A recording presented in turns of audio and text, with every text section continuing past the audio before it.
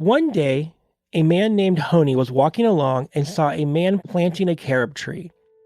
Honi asked him, "How many years will it take until it will bear fruit?" And he said to him, the old man, "Not for 70 years. So Honi said to him, "Do you really believe you'll live another 70 years? The man answered, "I found this world provided with carob trees, and as my ancestors planted them for me, so I too plant them for my descendants." That's futurist Ari Wallach, reading a story from the Talmud that deals with a perennial question. What responsibility do we have to those who come after us? The answer is pretty simple, at least in principle. We should do what we can to make life better for future generations, just as our ancestors did for us. We should try to make sure they'll have food, safety, prosperity, even if it means accepting some sacrifices for ourselves, like planting trees whose fruit we'll never taste.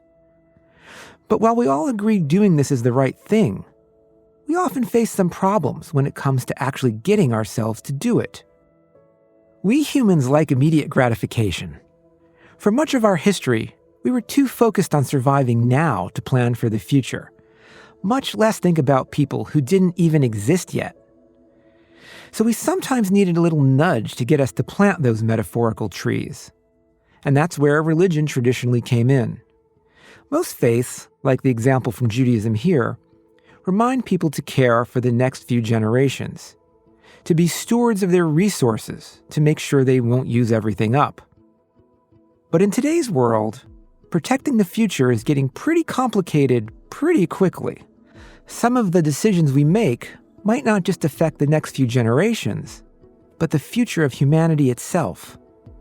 Climate change, pandemic preparedness, the rise of artificial intelligence. Failure to prepare here could wipe out humanity, meaning millions of people yet to be born would never have a chance to live. This dilemma has led to a new philosophical perspective, longtermism. The philosopher William MacAskill has written a lot about this idea, which basically says that the well-being of people in the future is just as important as the well-being of people alive today.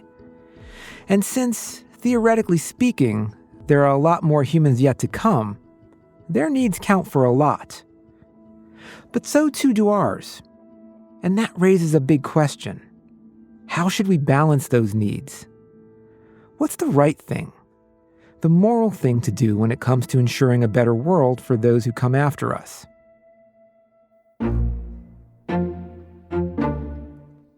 On today's episode, I'll talk to Harvard psychologist Joshua Greene about what really guides our moral decisions. Cooperation is really the fundamental principle of complex life. So that's where morality comes from. And with Ari Wallach, author of Long Path, Becoming the Great Ancestors Our Future Needs, about the benefits of taking a more emotional or even spiritual approach to this question. How we actually treat each other in this moment and the next generation will have a greater impact than trying to predict what AI will do in 100 years from now. I'm Dave DeSteno, and this is How God Works. Before we tackle the future, it's worth looking at the past. Where exactly did our moral instincts even come from? And how do they work? Few people can provide better answers than psychologist and philosopher Joshua Greene. Morality is a kind of puzzle from an evolutionary point of view. And this is something that bothered Darwin. He had this theory of natural selection, which in general seemed to suggest that the most ruthless creatures are the ones who would gather the most resources and produce the most offspring. And so the fact that you have humans who apparently seem to have some genuine concern for other people was kind of a mystery. Since Darwin's time, theorists and experimentalists have come up with a pretty good explanation for why pro-social behavior, why empathy, why altruism can actually exist. And the answer, in short, is cooperation or teamwork. Individuals can accomplish more together than they can accomplish on their own. And so if you have a bunch of individuals over here who are only out for themselves, and then a bunch of individuals here who are willing to work together to fight together in wars or pull each other out of rivers when they're drowning or share food when one has and the other doesn't, that more cooperative tribe is more likely to survive. It turns out this isn't just the explanation for why humans can be nice at least some of the time. It's really the explanation for why we have anything more complicated than RNA on Earth, right? That molecules combine to form more complicated molecules, which combine to form cells, which combine to form more complicated cells, which form colonies and animals and social animals, all the way up to NATO and the UN. So my view is that cooperation is not only the fundamental principle of morality, cooperation is really the fundamental principle of complex life. So by cooperation, just to be clear, what we basically mean is not we're standing across from each other in kind of a prisoner swap exchange where we're handing each other something simultaneously. There is some sacrifice that I have to make with some trust that maybe over time there's going to be some repayment. Is that fair? Right. And it doesn't even have to be repayment from the same person. That's an important point. It's what moves us from only caring about people who have been nice to us to being caring in general, to being moral. Say you live in a village with a few hundred people. If you know someone has a reputation for being generally helpful, you'll be more willing to help them, even if you don't owe them anything. The reason? You know they're a good bet to pay you back, to help you when you might need it. And that simple act grows cooperation in your group. It helps people be willing to be the first to extend a hand. And if enough people in your village seem generally cooperative, generally moral, helping them makes sense. That said, it still feels easier to cooperate with someone close to you than someone you don't know, right? Right. The most basic modes of cooperation are within kin, in which case your genes are really helping copies of themselves and other people. And then you have your direct friends, the people who you might have a real reciprocal kind of relationship with. And then once you get beyond that, it is largely about identity, right? It's the sense that, okay, I can trust this person because even though I'm not friends with them directly, they're friends of my friends. Or you might say, well, I've never met you before and I'm traveling in a strange land, but I see that you have the sign of the cross. You're a Christian and I'm a Christian too. And so we can trust each other for that reason. So there are essentially social, cultural cues that enable people to figure out who they can take a chance with and who they can't. Fair enough. But what about when it comes to cooperating with future generations? What makes us willing to sacrifice for them? Because if you stop to think about it, beyond a generation or so, they can't really return the favor. We'll be gone by then. Cooperation works on multiple levels. The short version of this is you live in a moral, social environment, and if it's a good one, it's one that inculcates us with certain habits of mind and feelings, right? So a good cooperator is not someone who's always calculating, okay, well, is this going to come back to benefit me? A good cooperator is someone who is just generous, who's just altruistic, who just does it because it's the right thing to do. But you only get to that point by living in a cooperative world where those kinds of behaviors are generally rewarded.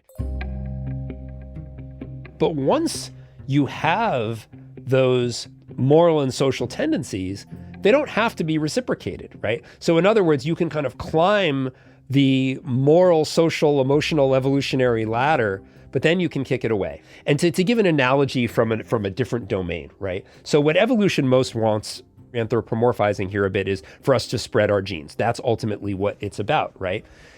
And yet we, these big apes, invented birth control. So evolution gave us these big brains that enable us to more effectively solve all different kinds of problems. Evolution also gave us emotions that make us want to do things that lead to more babies. And then we very cleverly said, hey, wait a second, we enjoy doing those things that lead to babies, but we don't always want to have the babies. We'll use this fancy pill that we've created to make it so that we can do those things without having the babies. We basically hacked evolution with the pill, among other things. And that can work. If it were up to evolution, we would be deathly afraid of birth control pills, right? They would smell terrible and they would make us gag. In the same way, I think it's possible for us to kind of climb that social emotional ladder that gets us to a point where we can genuinely care about other people and then say, well, why shouldn't this apply to future people? Why shouldn't this apply to other species, even if they can't pay us back? It It's not always easy to care about people who are physically far away from us, or who don't even exist yet. Our brains have a hard time connecting emotionally to that. So how can we make that conceptual leap? How can we kick that ladder away? There's a school of thought called utilitarianism that deals exactly with this issue. So utilitarianism, the philosophy says what's ultimately good is the conscious experience of sentient beings. So what really matters is the quality of people's experience. So suffering is bad, happiness or other kinds of experienced well-being or satisfaction are good, right? That's one. The idea is that everybody's well-being counts equally. When we can make everybody happy, great. When we can eliminate completely unnecessary suffering, great. But the difficult moral questions are ones where there's some kind of trade-off. And when there are trade-offs, you should do what is going to produce the most good overall. So what utilitarianism ultimately says is that the best state of affairs is one in which we've made the world as well off as possible in terms of lived experience. So reduced suffering as much as possible and increased happiness or satisfaction or well-being on the positive side as much as possible. If you buy into this view, it changes your moral calculus. Suddenly, things like how similar or how close someone is to you don't really matter for deciding who to help. All that really matters is the amount of good that you do. There are enormous differences in how much good you can do with resources that a modestly affluent person might have. So, for example, to train a guide dog in a wealthy country like the United States to help a blind person might cost something like $50,000. Whereas for $100, you can pay for surgery in a poorer country that will prevent somebody from going blind due to a disease called trachoma, right? So you're talking hundreds of times more bang for your buck. Now, this is not to say that we shouldn't care about people who are blind in the United States and we shouldn't help them. But if all else is equal and you have to choose, where you can make a donation that is going to help prevent 500 people from going blind or help a single person who's already blind, it's plausible to argue that those 500 lives and the goodness that vision affords them are more worthy of your support. Basically, what we're talking about here is a strategy known as effective altruism. The goal is to figure out how to do the most good with a given amount of resources. So if you're a true effective altruist, the decision to donate the money to save the sight of 500 people in a poorer country rather than help a single blind person in the US seems pretty obvious. And when you apply this thinking not only to everyone on Earth now, but to everyone who will ever exist, voila, you get another school of thought, longtermism. It has a seductive logic to it.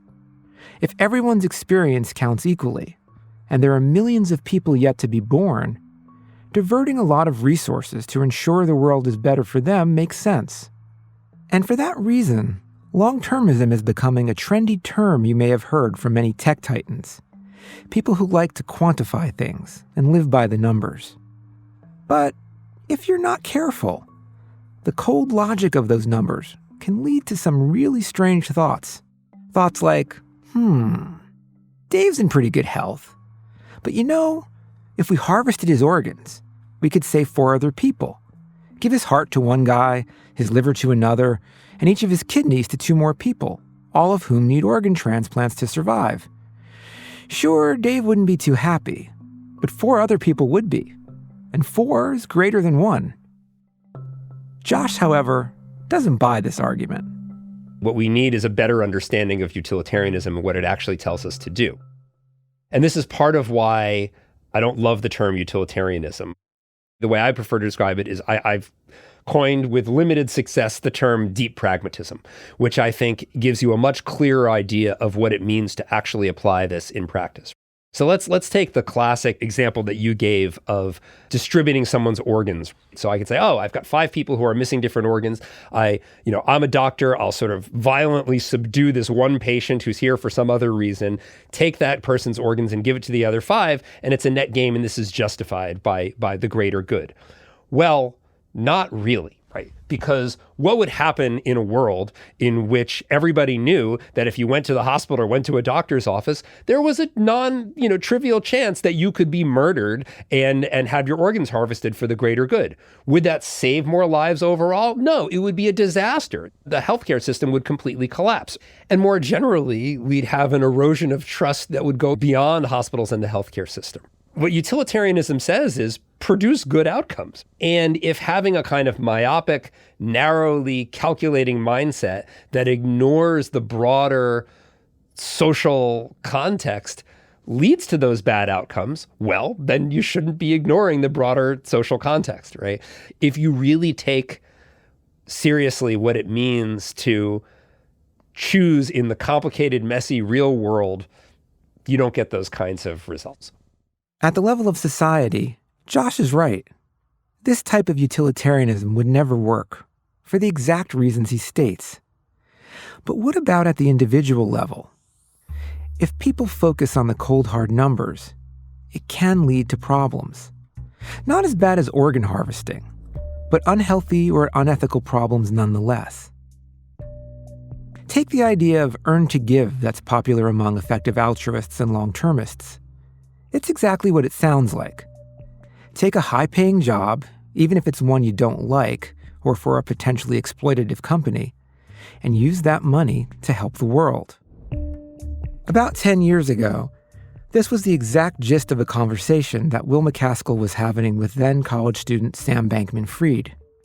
Bankman-Fried was considering devoting his career to animal welfare, a noble but not high-paying endeavor, when MacAskill suggested that he could have a greater impact on the causes he cared about by pursuing a high-earning career and then donating huge sums of money to them.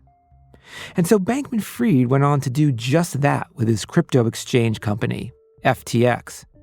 But anybody who's been following headlines in the US in the last couple months knows that Bankman-Fried's story does not end well. Yes, the firm he created made a fortune. And yes, he directed much of that fortune to causes meant to help future generations. But in the end, it turned out that the whole business was a house of cards that came tumbling down because it broke every rule meant to protect investors that you can imagine. It also supported a secretly lavish lifestyle for Bankman-Fried and his lieutenants, one where they were living in an exclusive gated community, spending money meant for other causes on their own pleasure. The point here is that earning to give might start to cloud the original purpose of the giving. Power and affluence can be seductive, and the human mind is pretty good at rationalizing, at falling into an ends justifies the means way of thinking, a trap that we can all fall into if we're not careful. Let me give you an example. We study cheating a lot in my lab, and one thing we found is that people can rationalize almost anything. Say, for example, that I brought you into my lab and said you could do one of two tasks.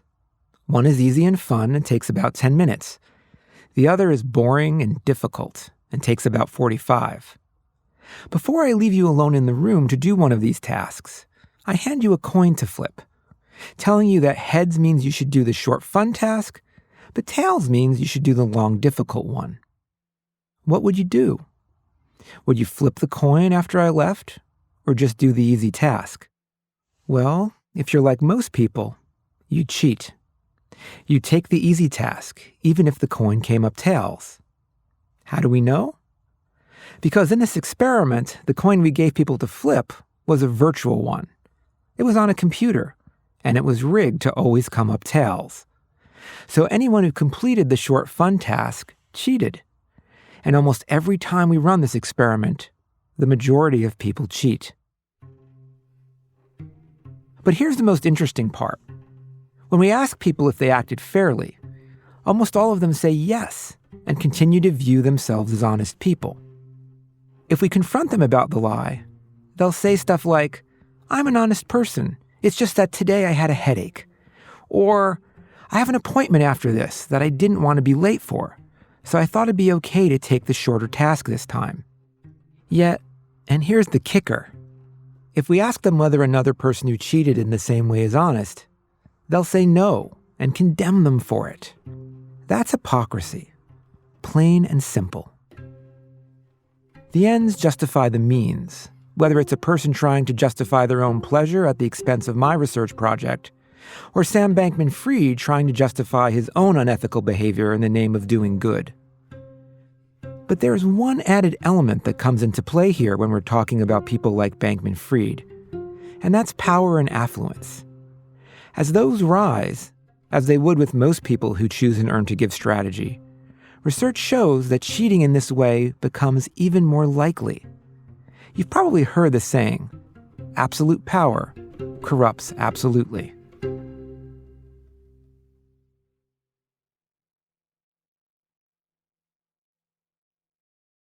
When we're talking about how to build the best future, taking a cold, purely rationalist perspective can be a risky strategy. While it's true that being ruled by our emotions can cause problems sometimes, making decisions without them can be just as dangerous. Emotions like guilt and gratitude do a lot to help protect us from falling down some of the moral slippery slopes we've talked about. And it's here that I think we can learn something from spiritual traditions and how they approach the question of intergenerational giving. They weave together the emotional and philosophical in compelling ways. And that's where Ari Wallach comes in. He's making a case for a different approach to valuing the future. If 10,000 years from now or whatever, there's 1 trillion Homo sapiens across the galaxy, but we're all kind of miserable and living almost a kind of how we are right now, disconnected from nature and one another, and we're all kind of miserable and depressed, that's not of interest to me at all. Some of the folks that I've met who talk a lot about longtermism, they say, no, the net value of having 1 trillion humans means we have to do whatever we need to do right now. The means justify the ends so that we can get and populate multiple planets and da-da-da. I'm not as concerned with that. I'm more concerned. I'm okay with not there being 1 trillion humans. I'm okay with there being a few billion or whatever, but we're much more integrated spiritually, emotionally, and psychologically with ourselves and with nature and the universe and the divine. For Ari, it's not all about the numbers and rational calculations, even though that's the kind of track we humans have been on for a long time. I think it's important that we highlight where that came from, which is this eradication of the emotional out of kind of how we think. Emotions or spiritual or things beyond the quantitative were anathema to Enlightenment thinkers, right? They basically felt if you can't measure it and you can't see it, it doesn't exist. For the past several hundred years, we've been living in this hyper-rational way of thinking where we can kind of take very complex systems, break them down into their individual atomized parts, and then know how it all works. And in many ways, that got us very far. It got us to the moon. It gave us penicillin. At the same time, it also has led to social media hacking our brains. It led to a disconnection between humans and natural systems and one another. Now, don't get me wrong. Our ability to think rationally, to overrule our emotions at times, can be an asset. But if we become hyper-rational, if we forsake some of the tools spiritual traditions give us, tools that touch our hearts, we can lose something important. Without feelings of compassion, gratitude, and empathy, it's a lot less likely that we'll be motivated to do good and give to others. So when it comes to asking people to give to future generations, I asked Ari what he's found that works. We found that we couldn't ask people to do that unless two other things happened. One, they had kind of empathy with those who came before them, with their own ancestors. The way we show that and the way the exercises and practice that we have in the book is around gratitude for those who came before you. And then what we found is by cultivating gratitude for those who came before, doesn't mean you let anybody off the hook, but it means you kind of recognize that there were sacrifices that they made and there's things that they did that give you the life that you had, even if it seemed minor. That's step one. Step two is having empathy with yourself and giving yourself a sense of gratitude and compassion for yourself. Once you have done those first two, empathy for the past, empathy for the present version of you, you are much more able to connect and have empathy and make decisions and therefore sacrifices for future generations. So Ari first asks people to reflect on what their ancestors did for them, to feel gratitude for the sacrifices their ancestors made to enrich their children's and grandchildren's lives. Then he asks them to see themselves in that light too. The point of the exercise is to push back against the sense of separateness so many of us feel as we go about our lives, and instead focus us on how we are connected to those who came before us and those who will follow. According to Ari, it's only when we do that we can make the best decisions about what to do next. That's how I integrated your research and other people's research into this kind of long path mindset. It wasn't just to stand in the present and look forward 500 years from now, because what that does is that amplifies a false notion of the atomization of the individual in their own life. But by going backwards and then to the present and then forward, you are now putting yourself in what I call the chain of being. That's how we start to build those connections and that decision-making matrix that you make in every moment of your day, so that you're doing it for not just for yourself, but for the future generations. Because when you have that sense of gratitude for those who came before and those who will come after, and for yourself, those no longer seem like decisions that are negative, but actually much, much, much more positive for yourself. And, the byproduct is that you just feel better about yourself in the moment right now. What Ari's doing here is leveraging the power of emotion to nudge us to want to give. I've talked before about gratitude's power to make us want to help other people, even strangers. In many ways, altering people's emotions provides a kind of tweak on what Josh Greene said earlier about why we give even when we don't expect anything in return. For Josh, one way to do this was to kick out the emotional ladder from under us once we realize that it feels good to give. Then, logic alone could be enough. But what if instead of tamping down our emotions, we learn how to use them as tools to make giving easier? Every time we harness one of these moral emotions, say by feeling gratitude for an ancestor's sacrifice, it makes us more willing to pay what we have forward, to become a stronger link in that chain of being. And there's another important thing that emotions like gratitude and empathy do. They put the brakes on morally questionable behavior. Remember that cheating experiment I described? Well, when we ran a similar experiment, but had people think of something they were grateful for, it cut the cheating in half. So gratitude is basically win, win, win.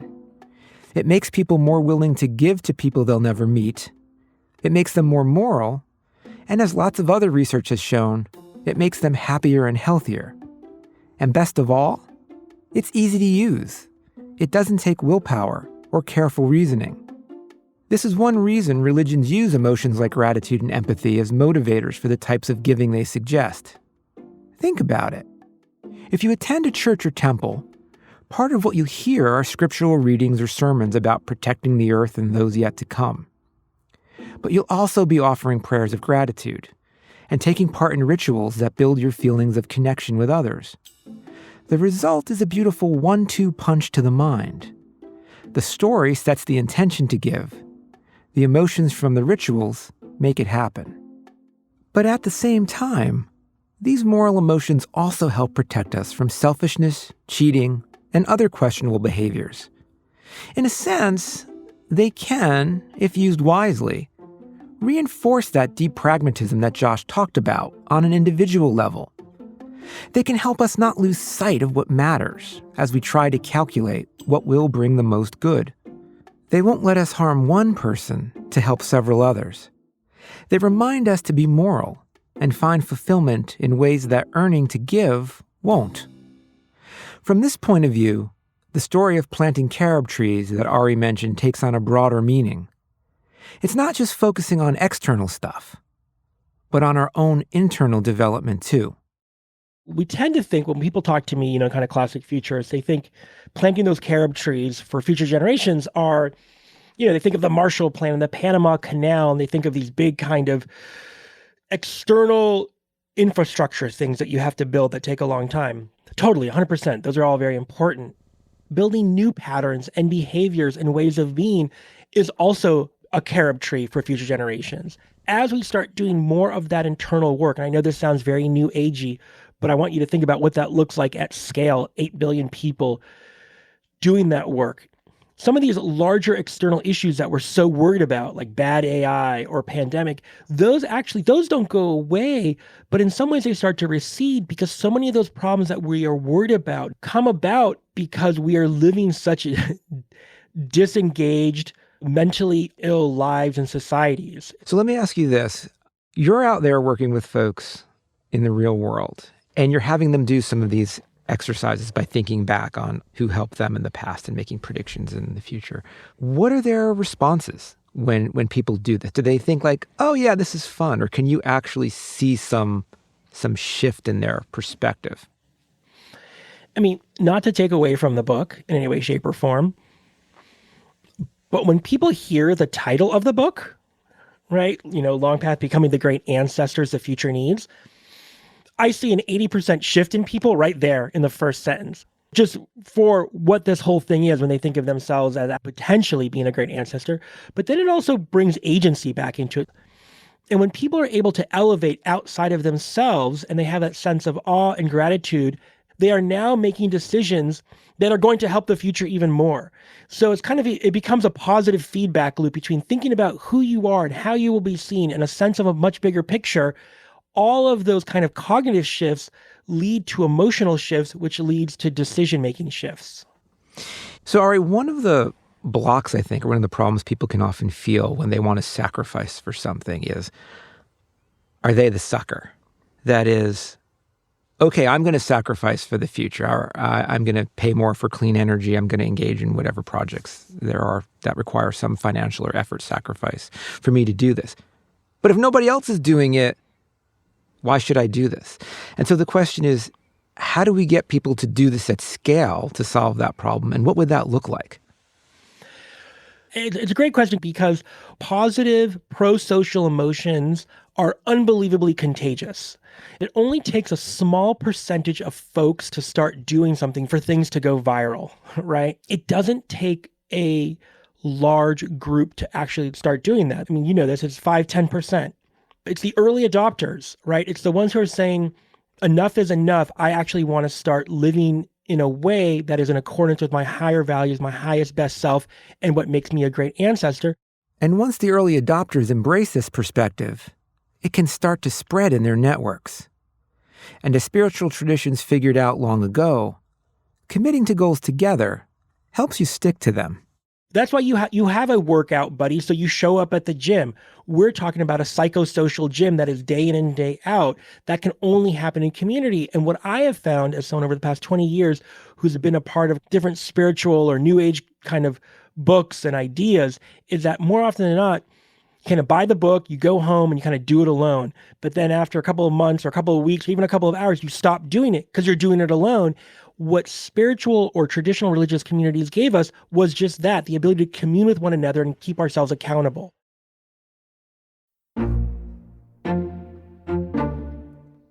Do we owe future generations something? I think the clear answer is yes. We wouldn't be here if not for the sacrifices our ancestors made. But in a world where our decisions now have global consequences, the choices we're facing are becoming ever more complicated. And if we're trying to predict events thousands of years in the future, ever more uncertain. Valuing everyone's well-being is essential. But I think we need a bit more of Josh's deep pragmatism, especially at the personal level. We shouldn't fall into thinking that almost any action that might increase the number of people alive in the future is one worth taking. For one, our predictions might be wrong. And for two, adopting that cold utilitarian calculus can, if we're not careful, corrupt our own moral thinking. Perhaps we can find some wisdom in the so-called seventh-generation thinking of Native American and other indigenous societies, a technique that helps people feel grateful for their ancestors' sacrifices and makes them think about safeguarding the world for those to come in the next 100 to 200 years, a time frame we can somewhat get our heads around. The moral emotions that spiritual traditions use offer a way to foster some deep pragmatism, while also providing an engine for caring about those yet to come. And I think that's one reason why Ari is finding success adapting these techniques. Before we close, if you're interested in exploring other ways to combine the heart and the head, emotion, and reason to find effective ways to give, check out the website givingmultiplier.org, an initiative Josh Greene co-founded, and one I think is well worth your time. That's it for this season of How God Works. We'll be back with Season 4 in 2 months. See you then.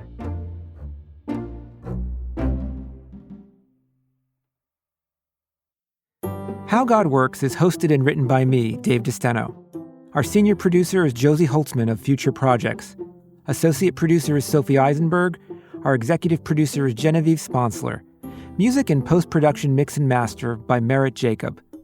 The executive producer of PRX Productions is Jocelyn Gonzalez. This podcast was also made possible with support from the John Templeton Foundation.